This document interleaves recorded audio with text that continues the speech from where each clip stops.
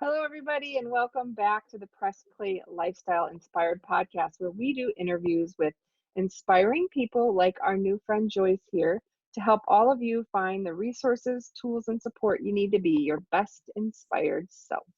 Hi, Joyce. How you doing today? I'm fine, Jackie. How are you? I'm great. I'm great. Well, my typical response to that is I am too blessed to be stressed. I think we all are. I think we all are. I love that. That's beautiful. I sounds like my grandma would have never said that though. I was gonna say it sounds like something my grandma said. It doesn't. My grandma would have had an F-bomb in there somewhere, I'm sure. Well, I say those too. Yeah, it's like I'm effing fine. All right, Graham. All right. Uh, but I'm like so excited that you took the time to be on our podcast today because you've written exactly 10 books, um, with I'm sure more to come. And the first one is just you, as you had said in our pre-interview, um, timely. So could you tell us a little bit about yourself, and then I'd love to hear about your latest book. Okay. I'm the oldest of seven. I was born in Detroit, Michigan. And the first book that I wrote was about the way that we were raised. We were a very, very happy family, still are. As I said, I'm oldest of seven, and my mother and father raised us in such a way there was no sibling rivalry in our family, none whatsoever. And when I tell people that, they just can't believe it. I had six siblings. Still, I have five now. One of my oldest brother, died of fourth stage lung cancer in 2013.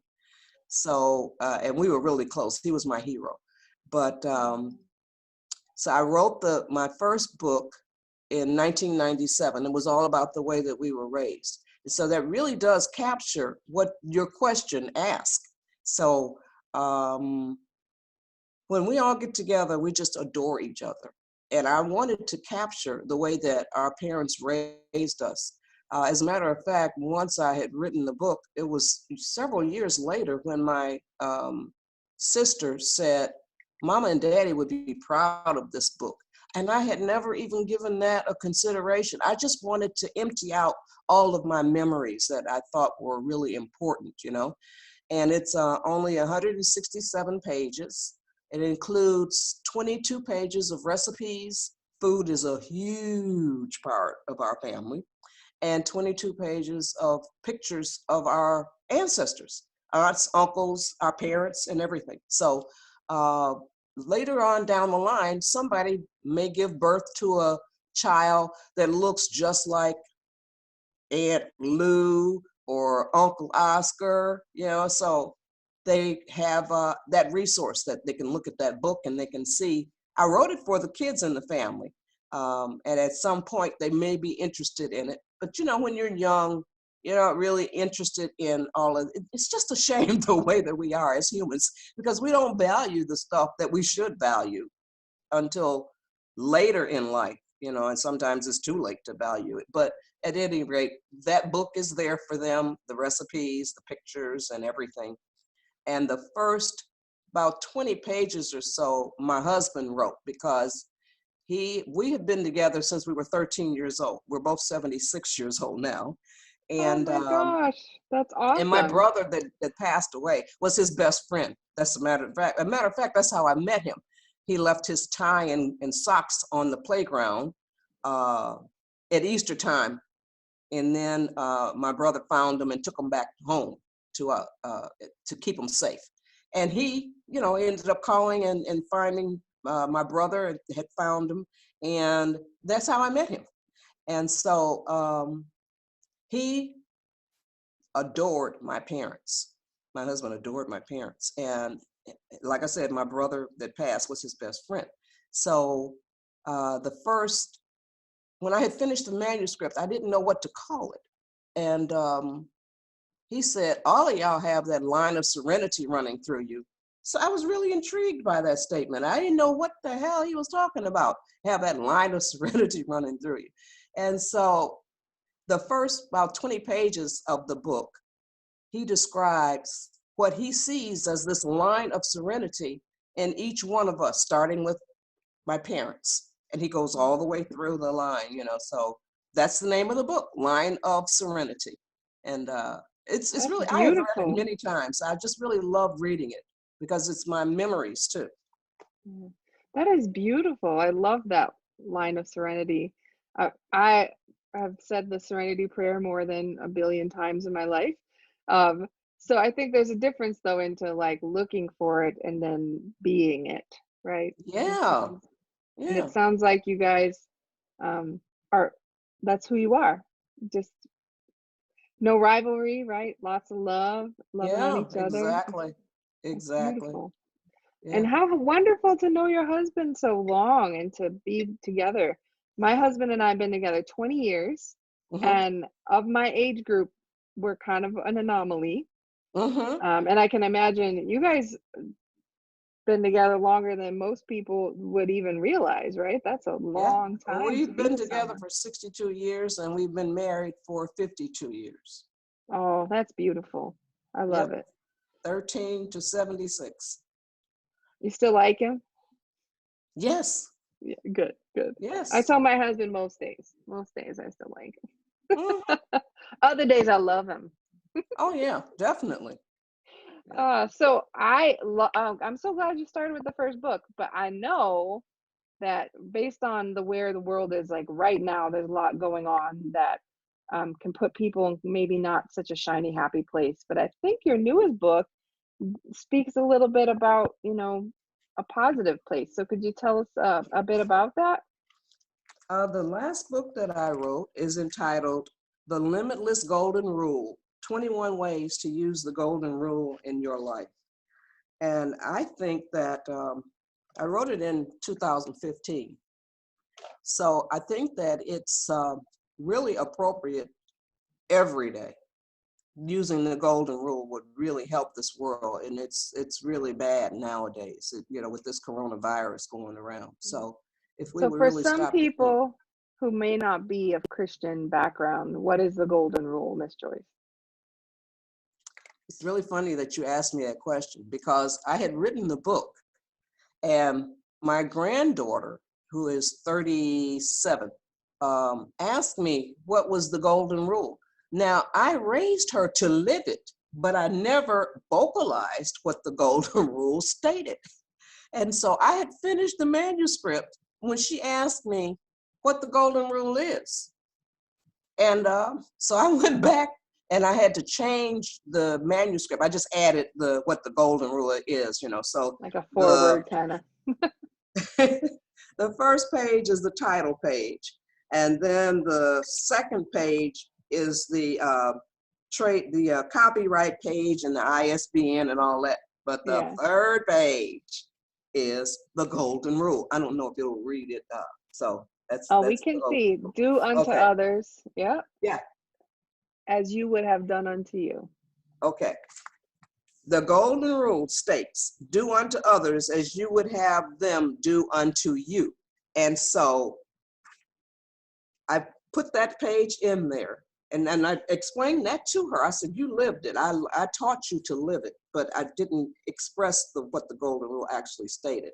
And so that is how that came to be.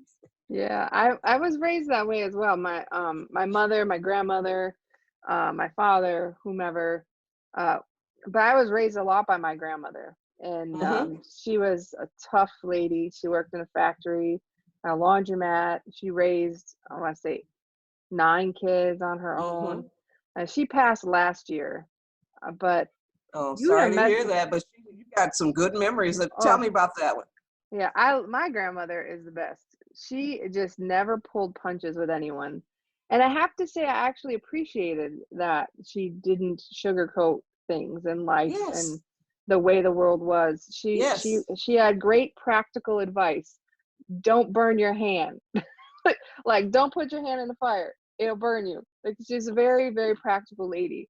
But she was a huge stickler for ensuring that you were respectful mm-hmm, and you treated people with respect, especially your elders. And then mm-hmm, and the golden rule that you did unto others as you would have done unto you.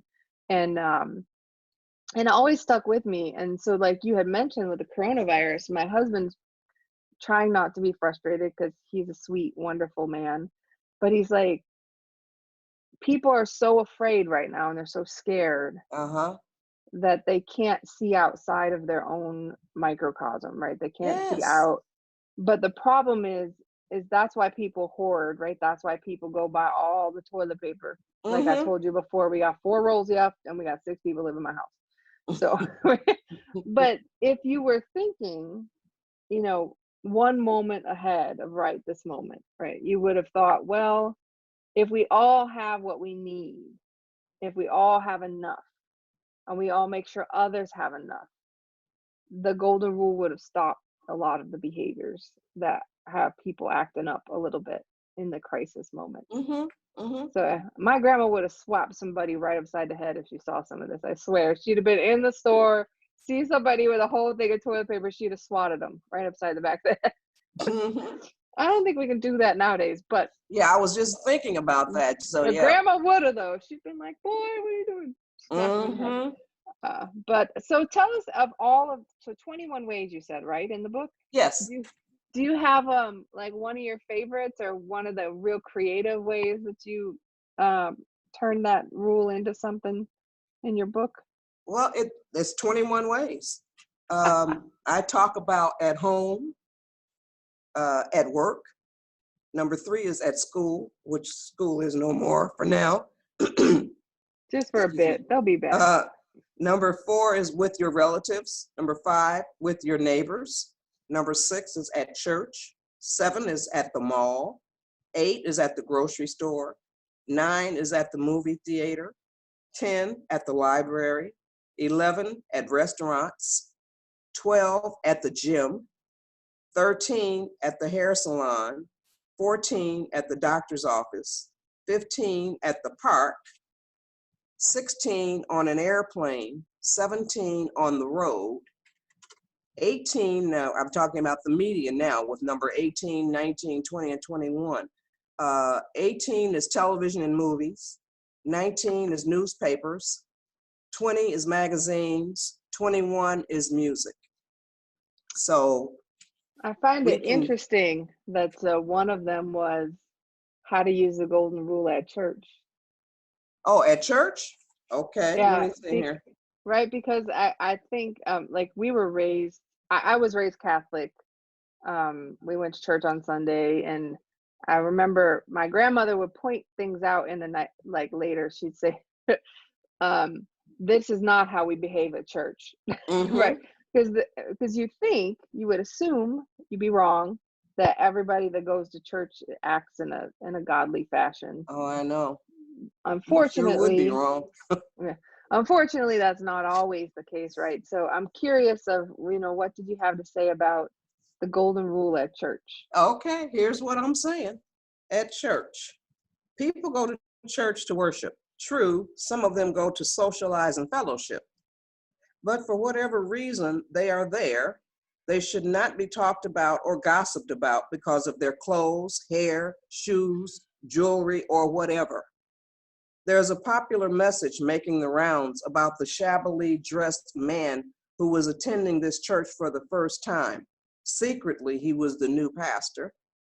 No one would talk with him, and they all went out of their way not to even be near him. When the retiring pastor asked if there were any new visitors to the church, the quote, stranger, unquote, stood up and announced that he was the new pastor and proceeded to shame the entire congregation by telling them how badly they had treated him.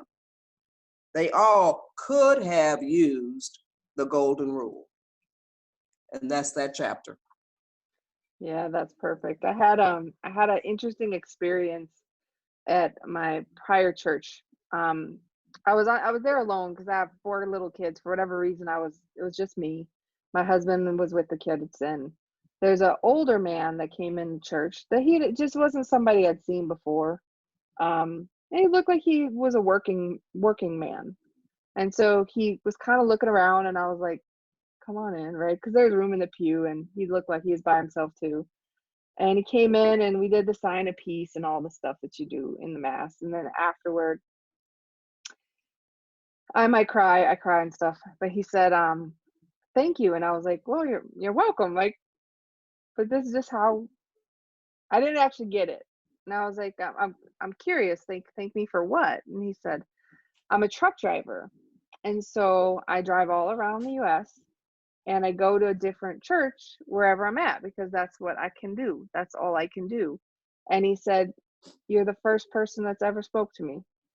And I was like I'm so upset because Wow. I thought, oh my gosh. And I was like, well, why do you think that? And he said, well, look at me. And I was like, he said, I'm in my work clothes. This is all I have. I don't have a lot. And they don't know me. So I'm not part of their church. And I'm a man and I'm older. And I was like, oh, that sounds terrible and lonely. And he's like, well, sure is. He's like, but you've renewed my faith and in my faith. And I Wow. thought, how sad. So when we say do unto others, I that moment, it was like 14 years ago because my oldest is 14. Um, I try really hard to show up, even if I do anyway, but I'm very aware of the fact that there's no reason to treat folks any kind of way Yes. and not just Yes. ignore them either. That's just as bad. Like Right. there's no reason not to say hello, right? And then, you know what's going on in this world today as far as the coronavirus is concerned, the way that this is being handled is just absolutely shameful.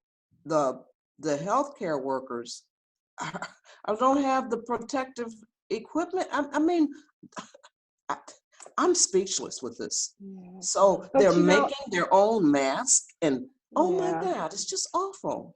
I just recently, some super good timely conversation. I just saw a couple really cool positive news articles about protective masks. There's a couple nail salons, right? Since they shouldn't be doing nail care Mm-hmm. right now, Mm-hmm. but they wear masks because of Yeah, the they fumes. right. They actually packaged up all of their extra supplies because they're like there'll be more when people come back, Yeah. and took them to the local hospital. And the nurses were in tears because they just needed them so badly. But I Oh thought wow. that's the kind, like if we can keep spreading that and sharing those stories and showing others that lead by example. And they were it's time, but they're a Vietnamese group that did this the first time. Mm-hmm. And I know people are like, well, we don't want this, or we don't want people who are not from our country, but they're the first ones that stepped up to be Yes. American, right? They stepped up and said, you're sick and I want you to stay well. And then another outsider of you see in the economy, a bunch of tattoo artists said, well, we use masks, so we don't. So they went around and talked to all of each other, and they all donated their masks because they're not doing tattooing right now, Mm-hmm. and their gloves, right? They have gloves, they have masks, Mm-hmm. they've all been donating their equipment Oh, to that's local. good. So I there's like to hear that kind of stuff. yeah, so there's people who are stepping up and living the golden rule the way that their grandparents would be proud. Yeah, that's good. That's encouraging. So there are Yeah. still people out there who will restore your faith in humanity. Yeah. My husband and I had this wonderful conversation today, was this morning, was about, you never know, no one knows how they're going to behave in a crisis. You know how you hope you behave, right? You Mm-hmm. hope you'll be calm. You hope you'll think of others. You hope that you'll not hurt anyone and but also protect yourself. And I think it's important that we all remember that unless you're in the situation, you have no idea how you react. And so postponing judgment, Mm-hmm. postponing um, preemptively judging other people for how they may or may not behave, because the least of us were the ones that showed up for the most of us, right? Yeah. Yes. And that's the world. I want to live in a place where the nail salon and the tattoo guys bring masks. That's Uh-huh. the world I want to be in. So I love the title of your book. I love the idea of um different ways and different places we can show up and just live within our humanity. Yeah, I love the way you put that. Live within our humanity. That is so well said, so simply put, Thank but you. it's very profound. Live within our humanity. Well, you So, write all the time. Write it down, girlfriend. Next book. You got it. I can't write as fast as you. I've been working on the same book for like 5 years. It's just over and over what's and the over again. problem? No, there isn't one. I just keep editing. I'm It's never perfectionist. going to it's never going to be I right though, I know. because your whole mindset changes almost every day. I know that. So that's the big struggle. So one of them was the first book I wrote. I wrote because my mom asked me to write it, which is sort of her story told through mine, right? So Hmm. she had some really rough things happen to her when she was younger. And so I wrote that thing, and that was like the labor of love, right? Like you said, it was 380 some pages, and it's still sitting on the computer. It hasn't gone anywhere, um, because it was too painful to edit, right? It was that. Well, what's the name of it? It's called Mama Rock. Mama Rock. That's what they call my mom, but she's like Okay. the Would you strong be woman. interested in adding a subtitle? Sure. The way it was. Oh, So there you that go. way it'll trap you into that space. Oh, that's a good idea. Then you don't So you like. see, yeah, because now you go back Yeah, into it and you're redoing it all. You I need to did. So yeah, stay with wherever it was and just the add same Mama one. Rock the way it was. I like that because there's the second book is the same thing. It's called Sometimes You Feel Like a Tomato, and it's about the idea of being a caregiver. I have a special needs child, and my parents were ill, and so I felt like the club sandwich, but the tomato that always sleeps out in the middle. So, Yeah, but the problem is, like, by the time I've written it, which I've written it 3 times, my one daughter is now in a new place, right? Every time I revisit it, she's grown up and she's changed and exactly. and so then I'm like, well, this isn't right anymore, and leaving it on the shelf and, getting myself all wrapped up about something that doesn't matter anyway. Yeah. So you can Yeah, use subtitles to kind of trap yourself in the space. that's a good idea. Thank you, Miss Joyce. I appreciate that. You're very welcome. So Uh, it'll stop so much aggravation and frustration. It'll stop that. Yeah, that always a triple second, 8 million guessing yourself and Uh-huh, all that stuff. exactly. Yeah. So Well, that's so the author of 10 books. Thank you very much for giving me great book writing advice. It's amazing.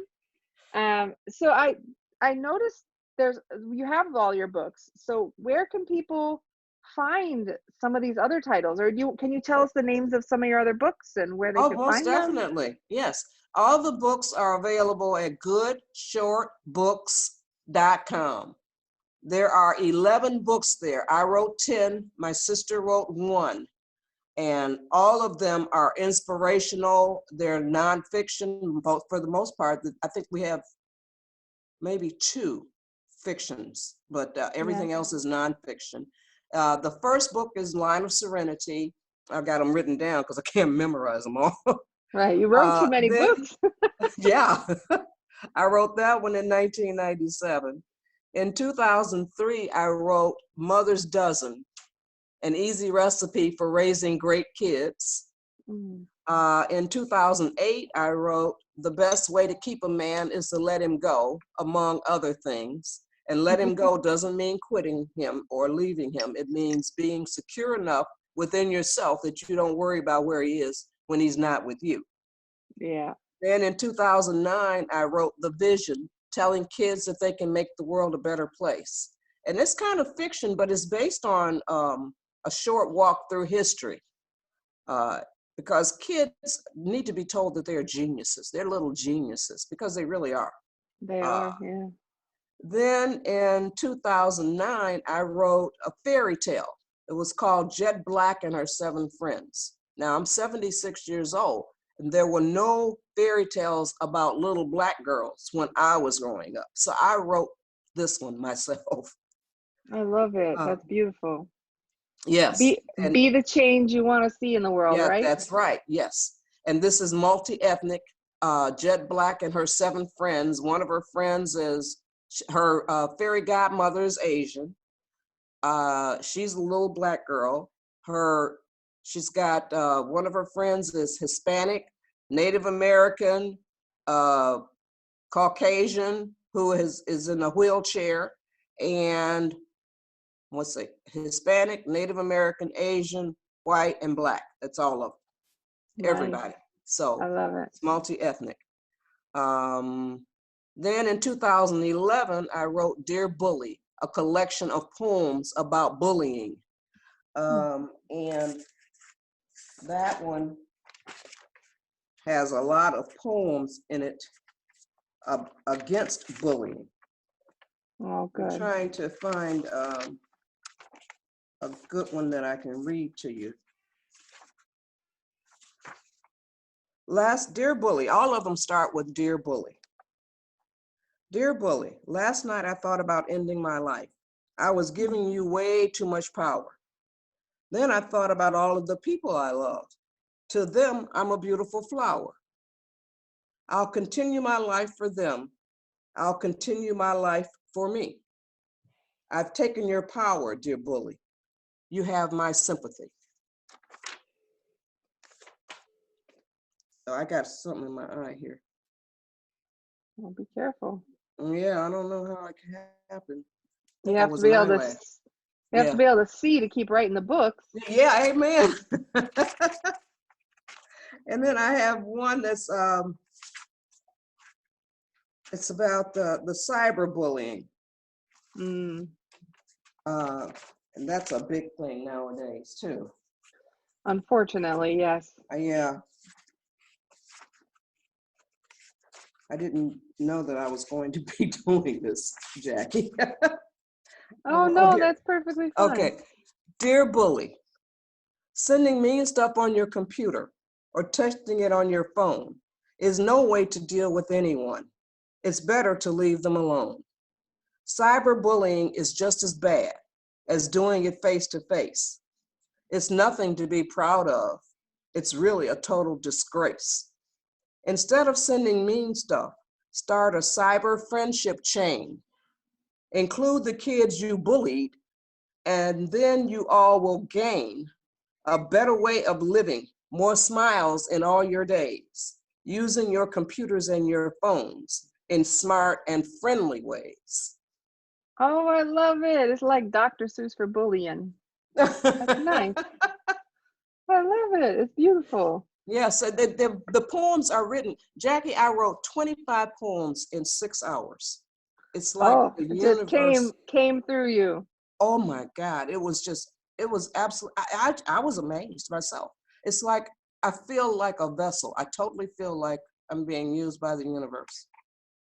Well, if the universe is going to use you, that seems like a reasonable way for it to happen. Yeah, 25 poems in 6 hours. And the poems are written for children. Yeah, I love that one. It's really beautiful. So did any books after the bullying one? I know the last Oh one yeah. you were going down the line. That was 2011. 2013, I wrote My Simple Quotes to Live By. And you really can live by these quotes. I didn't know when I was 14 years old, graduating from middle school, and they asked us to leave some encouraging words behind for the students that would come behind us. And I wrote, never lose your hope and faith. And I have lived by that quote. And I didn't even know that it was a quote that I was writing. So I coined my first quote at 15 years old, 14 or 15. And the way I know that I did that is one of my former schoolmates, and we still are friends to this day. We graduated from middle school at 14, 15. Now we're 70 something, almost 80. And he sent me a copy of the school paper. And it's in that school paper that we graduated from in 1957, and that's that school paper. And Wow.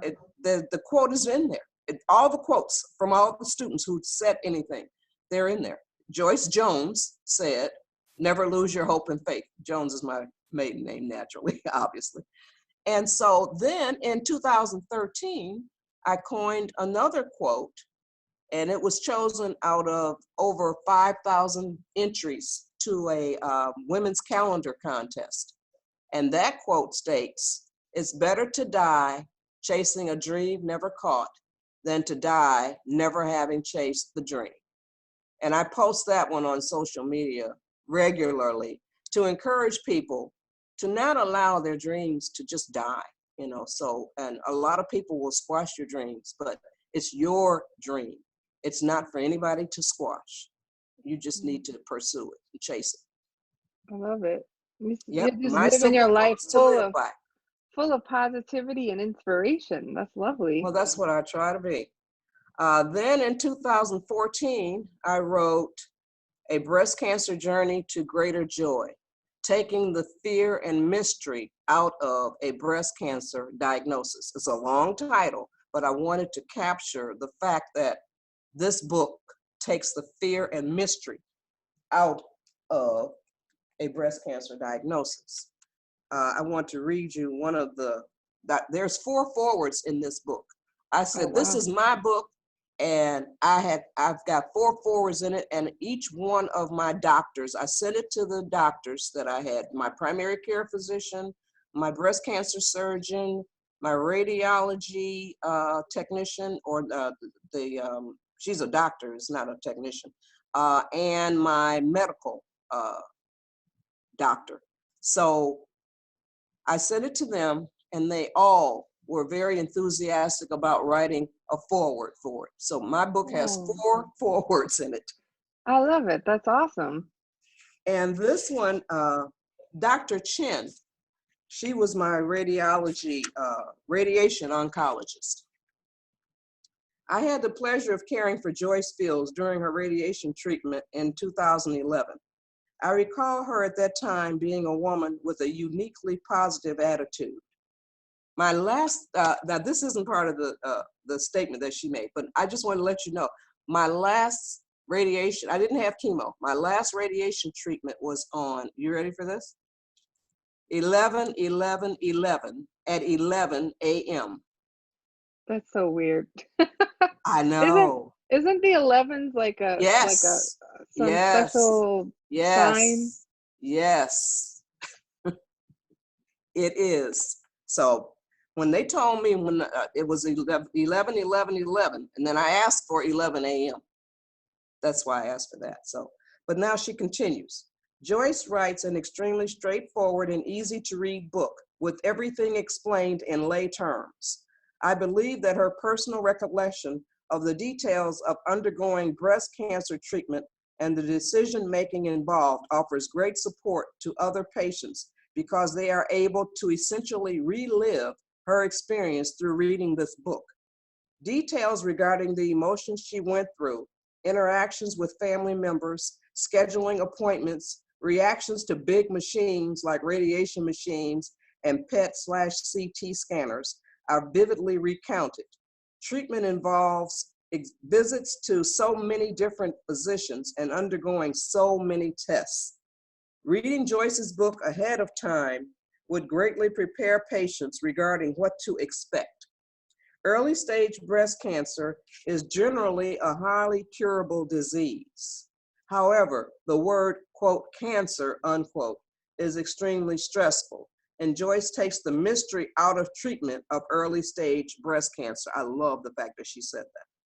Anyone anxious following a diagnosis of early stage breast cancer, and who isn't, should read this book. It will greatly help them prepare for the road ahead. Finally, having a positive attitude like Joyce's is actually immensely helpful in meeting the challenges of breast cancer treatment, among other life's challenges. Helen Chin, MD, Radiation Oncology. That is amazing. Wow. So And the that's book is lovely. So, it's only 60 pages. well, you just said what you needed to say. Yeah, exactly. And God blessed me and my sister with the talent for being succinct. We can say a lot Ah, in a few words. that makes one of us. I have too many words. I have too many words. All the words. And then my last book is The Limitless Golden Rule. That's the I last one I love wrote. it. So are you, do you have any plans for writing your next book? I didn't have any plans for writing any of them. Fair It's enough. like the spirit just moved me. Oh, that's awesome. Yeah. So, how about your sister? You said she's written a single book. Does she have plans for writing anymore? I don't think so. Her book is entitled My 15 Dogs, a 55-year journey of love. She has Oh, had 15 dogs. Right now she's got two. When she was born, she was brought home from the hospital as a newborn baby to a Doberman Pinscher puppy. ah, So we had the 7 kids, the 2 parents, and a Doberman puppy. So oh, that is how she developed her love for dogs. She was raised with that dog. Duke was his oh. name. My dad had a Doberman. His name was Hoss, and he was Hoss, the cool. as in the Bonanza. Yep, and he is a Doberman, a big, huge Doberman, and he used to sit on the couch with his feet dangling over like he is a person. Sit up Oh, straight, look around the room like he was in charge. He was in charge for sure. Big giant dog. He was an awesome guy. Yeah. yeah. Well, so where can people find your books, Miss Joyce? Goodshortbooks.com, and they range in price from $7.99 to $12.99. We don't try to price people out of the whatever, but Right. they're very reasonably priced, and they are delightful. I have read all of them many, many times. Oh, well, thank you so very much for taking all this time this afternoon to meet with us and tell us about your lovely books. And I hopefully, if you write the next one, we want to be one of the first ones to know about it, okay? You sure will be, Jackie. All right. Well, thank you Thank so you. much. I look forward to seeing you again soon, Joyce. Bye-bye. Thank you, Jackie. Thanks for the opportunity. You're welcome. Bye-bye. Bye.